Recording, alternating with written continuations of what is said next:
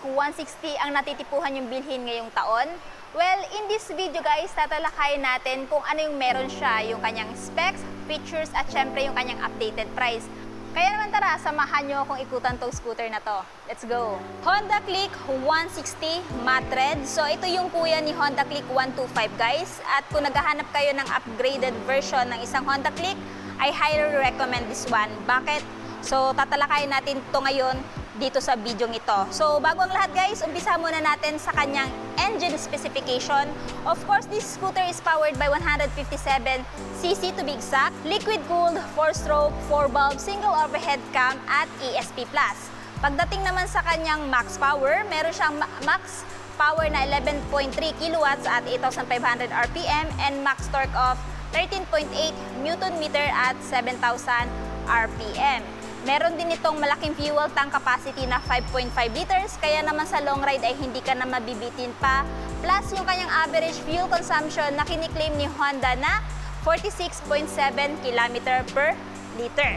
So, ayun guys, isa na yun sa selling point ni Honda Click, yung kanyang fuel tank capacity na medyo mas malaki na kumpara dun sa Honda Click na 125. At the same time, meron din siyang matipid na gasolina dahil nga po siya ay FI na. So dito muna tayo guys sa front look, no? Pagdating sa look guys, talagang masasabi mo medyo malaki yung pagkakaiba niya dun sa lower displacement or dun sa younger bro ni Honda Click, which is si 125, dahil medyo may pagka-brusko yung dito sa front niya. So ang tawag dito sa ibang bansa is Honda Vario. Well, dito sa atin is Honda Click pa rin, which is 160 nga lang, no? So dito sa front, meron siyang color combination guys na matte black, glossy black at matte red.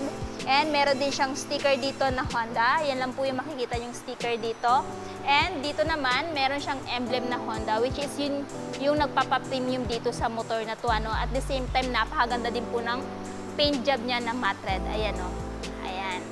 Sa headlight naman, naka-LED po yung headlight niya. Turn signal, naka-LED din. So kung mapapansin nyo guys, yung kay Honda Click is dire-diretso yung light dito. Pero sa kanya parang may harang. Ayan, o. So, para sa akin, goods na goods yan. Nakakadagdag forma sa motor na to. Kakaibang look. And at the same time, pagdating dito, ayan, medyo same lang sila ng konti doon kay Honda Click 125. Tapos, meron din siyang eyeline na ganyan. Ayan, o. Ayan. So, sa light niya, guys, equip siya ng daytime running lights. So, hindi po siya na-off. No? So, iilaw po siya pag halimbawa pinaandar nyo tong motor na to. Wala po siyang switch for turn off.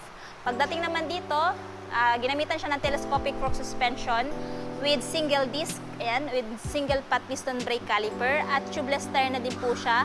So yung tire size niya dito sa front guys is 100 by 80 by 14. And kung mapapansin nyo guys, pagdating sa mugs niya, dark army green po yung kulay niya, no? So para sa akin, nag-complement yung kulay ng mugs niya sa kulay ng body niya. Ayan. Next, dito naman tayo guys, equip pa rin siya ng park brake lock, ayan. So kung ipapark nyo to sa incline na lugar, hindi na po basta dadaos-dustong motor na to kasi equip na siya ng ganon. So yung iba tawag dito handbrake, pero yung tamang tawag po dito is park brake lock. Dito tayo guys sa kanyang handlebar or dashboard. Dito guys, equip po siya ng idling stop system. Ayan. Pag naka-off yan, so syempre hindi mo magagamit tong feature na to. So dapat naka-on yan para magamit mo to. So, yung gamit niyan guys, 3 to 5 seconds na hindi tumatakbo tong motor na to, automatic mag-shut off siya. In that way, mas makakatipid ka ng gasolina. Pero pag naka-off naman, nakakatipid ka naman ng baterya kasi hindi naman nagpa-function to. Ayan. Tapos, ito yung kanyang electric start. And, syempre, katulad ni Click 125, wala na po siya nung kickstart. So, aasa ka na lamang po doon sa kanyang voltmeter or battery health indicator. Diyan nyo po mamomonitor yung life ng battery ng motor na to. Pagdating dito, andito po yung kanyang high beam, low beam, yung horn niya nandito, turn signal switch off. And sa mga nagtatanong, wala po siyang pass light or passing light at saka hazard button. Ayan. Sa side mirror, medyo kakaiba na din yung side mirror niya guys. Ayan, ma-edgy din. So, hindi po sila magkatulad ng side mirror ni Honda Click 125. Kakaiba na ito kay 160. And pagdating naman dito, equipped na din po siya ng keyless system. So, dito sa keyless system niya guys, meron siyang, ayan, answer back key, and anti-theft alarm. So, isa din to sa selling point ng motor na to, nang sa ganon, hindi siya madaling manakaw. No? Tapos, ito yung kanyang parang susian. So, dito mo ilagay pag gusto mong buksan yung seat. So, ito po yung seat niya, guys. Medyo malaki na po yung capacity. So, marami na po kayong may ilalagay dyan, like raincoats, papers ng motor. Depende sa inyo, guys, kung ano yung trip nyong ilagay dyan. Pero kung hindi pa rin naman enough yan, pwede naman po kayo magpa-install ng top box. Itong si Honda Click, guys, maganda din i-long ride.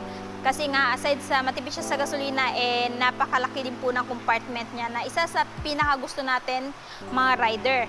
And nga pala, guys, pagdating nga pala dito, sa footboard niya, mas malawak po yung footboard niya kumpara kay Click. And dito po inspired yung kay Honda Beat version 3 na footboard, no? Tapos, ito yung kanyang seat cushion, generous na din. So, naka one tone lang siya, guys, sa lang yung design. And para sa akin, goods na goods to. Kung halimbawa ay long ride mo to, hindi na masyado sakit yung puwet nyo dito. Tapos, bagay dito sa upuan ng angkas, ayan, napaka-generous na din. Next, dito tayo sa grab bar. So, kung yung kay Honda Click patulis, isa kanya parang pa-square, yung design ng kanyang grab bar. Ayan, naka-matte finish din po siya, guys. And maganda din po yung pagkaka-mount. Ayan. So, dito tayo, guys. Dito po nakalagay yung battery niya. Yung kay Honda Click kasi 125 nandito sa gilid, yung kanya nasa gitna. Sa mga nagtatanong nga pala, ilang capacity ba or ilang kilo ba yung pwedeng ilagay sa front dito sa may footboard banda?